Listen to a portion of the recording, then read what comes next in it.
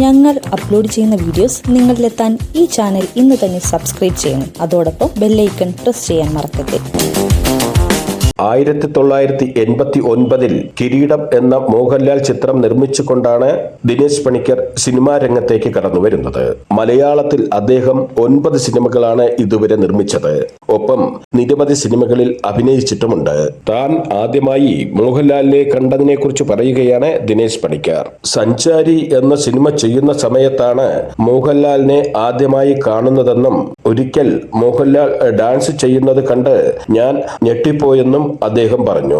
ദിനേശ് പണിക്കരുടെ വാക്കുകൾ ഇങ്ങനെയാണ്: ഞാൻ അന്ന് സഞ്ചാരി എന്ന സിനിമയിൽ അഭിനയിച്ചു കൊണ്ടിരിക്കുകയായിരുന്നു. അന്ന് അവിടേക്ക് മോഹൻലാൽ വന്നു. അവിടെ വച്ചാണ് ഞാൻ മോഹൻലാലിനെ ആദ്യമായി കാണുന്നതും പരിചയപ്പെടുന്നതും. അന്ന് മോഹൻലാൽ സിനിമയിലേക്ക് വന്നതേയുള്ളൂ. മഞ്ഞിൽ വിരിഞ്ഞ പൂക്കൾ എന്ന പടം ഇറങ്ങിയിട്ടില്ലായിരുന്നു. ഞങ്ങളുടെ കൂട്ടത്തിലുള്ള ബോബി അന്ന് നന്നായി പാടും. റാണ എന്നയാൾ നല്ല ഡാൻസറുമാണ്.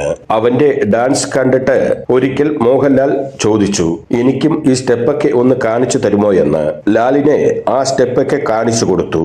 ലാലിന്റെ ബോഡി നല്ല ഫ്ലെക്സിബിൾ ആണ്.